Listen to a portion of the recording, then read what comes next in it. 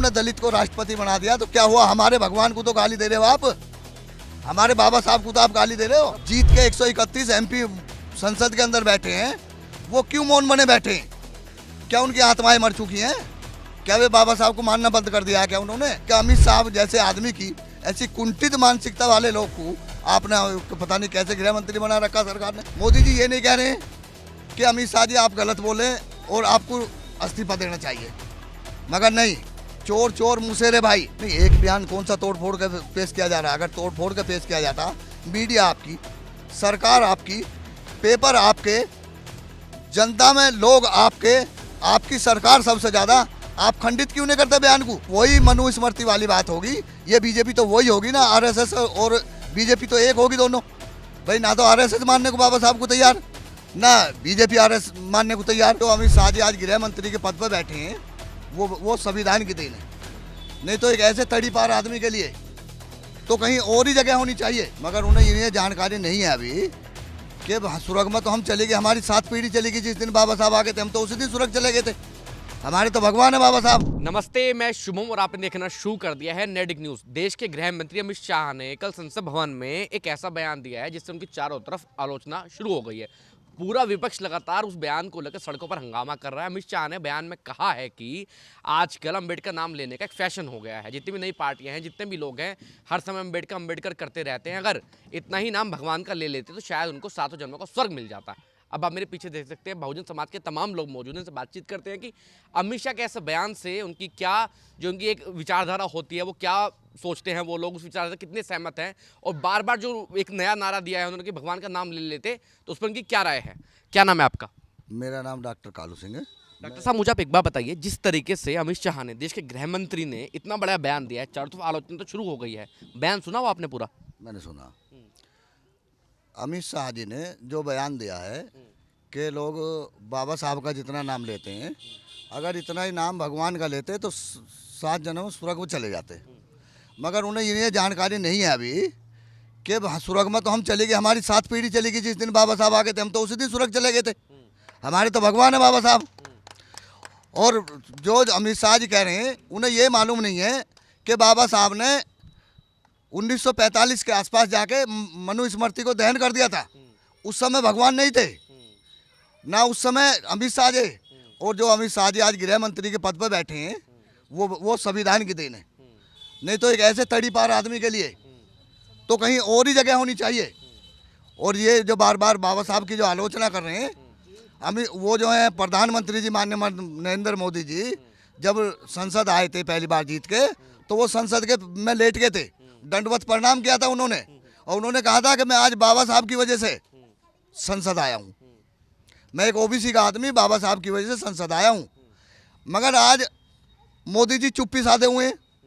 मोदी जी ये नहीं कह रहे कि अमित शाह जी आप गलत बोले और आपको इस्तीफा देना चाहिए, मगर नहीं, चोर चोर मुसेरे भाई, ये बाबा साहब से जलते हैं, बाबा साहब से फूकते हैं, और बाबा साहब की आइडियोलॉजी को भी नहीं मानते हैं ये। और इससे तो ये साबित हो चुका है कि ये संविधान के भी मानने वाले लोग नहीं हैं। अगर ये संविधान के मानने वाले लोग होते और संविधान में आस्था रखते तो उससे पहले बाबा साहब में आस्था रखते। आज का जो इनका बयान है, जो इन्होंने बयान दिया राज्यसभा के अंदर, उसमें पूरे देश में आक्रोश है और खासकर दलित समाज में आक्रोश है। और मैं तो उन लोगों से कहना चाहता हूं जो बाबा साहब की वजह से जीत के 131 MP संसद के अंदर बैठे हैं, वो क्यों मौन बने बैठे हैं? क्या उनकी आत्माएं मर चुकी हैं? क्या वे बाबा साहब को मानना बंद कर दिया है क्या उन्होंने? अगर बाबा साहब के नाम पर कोई बात आएगी तो दलित समाज मरने के लिए तैयार रहेगा। अच्छा, मुझे आप एक बात बताइए, तमाम आज खबरें आ रही है कांग्रेस ने बड़े स्तर पर प्रदर्शन किया है, लेकिन बहुजन समाज की जो पार्टी के जो सुप्रीमो है उन्होंने बड़ा बयान दिया, उन्होंने कहा कि दोनों पार्टियां एक जैसी हैं। तो नहीं, बहन जी ने जो बयान दिया, वो बहन जी ने वो बयान दिया सांपनाथ और नागनाथ वाला, मगर बहन जी ने जो बयान दिया उसको मैं क्या कहूँ, बहन जी अपनी पार्टी की मुखिया हैं, मैं उस बारे में क्या आलोचना कर सकता हूँ? दलित समाज की नेता हैं बहन जी। मगर बहन जी को ये देखना चाहिए था कि जिस बाबा साहब की वजह से हम लोगों को जीवन मिला, हम लोग बाबा साहब की वजह से आज यहाँ बैठे हैं, ये तो वही मनुस्मृति वाली बात होगी। ये बीजेपी तो वही होगी ना, आरएसएस और बीजेपी तो एक होगी दोनों। भाई ना तो आरएसएस मानने को बाबा साहब को तैयार, ना बीजेपी आरएस मानने को तैयार। अगर ये दोनों पार्टी मानने को तैयार नहीं है तो जब इनका चुनाव का समय आता तो क्यों बाबा साहब की बात करते हैं, क्यों बाबा साहब का फोटो लगाते हैं? इसका मतलब दलित समाज को गुमराह करते हैं। मगर दलित समाज वो समाज नहीं रहा है जो ये मान के बैठे हुए हैं। दलित समाज 1930 वाला समाज नहीं है। दलित समाज वो समाज नहीं है कि जो ये कहेंगे वो मान लेंगे। हम भी पढ़े लिखे लोग हैं, दलित समाज में पढ़े लिखे लोग हैं। दलित समाज के लोग IAS है, PCS हैं, जजेज हैं, सुप्रीम कोर्ट में भी जज हैं। मगर मेरी समझ में ये बात नहीं आ रहा कि अमित साहब जैसे आदमी की ऐसी कुंठित मानसिकता वाले लोग को आपने पता नहीं कैसे गृह मंत्री बना रखा सरकार ने। ऐसे आदमी को तो उठा के जेल डाल देना चाहिए और उसकी मानसिक जांच करानी चाहिए, क्योंकि मुझे लगता है वो मानसिक पीड़ित है। वो हो सकता है बीजेपी के लोगों से ही पीड़ित हो, इसलिए वो जल के ऐसा बयान दे रहा हो। अच्छा मुझे आप एक बात बताइए, कांग्रेस जो बड़े स्तर पर प्रदर्शन कर रही है उनकी मंशा क्या नजर आती है आपको? या वोट लेने की मंशा है सिर्फ? कांग्रेस जो प्रदर्शन कर रही है, जो अमित शाह जी ने बयान दिया, कांग्रेस उसके लिए प्रदर्शन कर रही है। मगर कांग्रेस और हमारी समाजवादी पार्टी के राष्ट्रीय अध्यक्ष अखिलेश यादव जी और राहुल जी बार बार संविधान दिखा रहे हैं, वो संविधान की रक्षा के लिए खड़े हैं। मगर आज संविधान की रक्षा के लिए वो खड़े हैं और ये अमित शाह जी कहते थे कि संविधान की प्रतियां लेकर संविधान की रक्षा नहीं की जा सकती।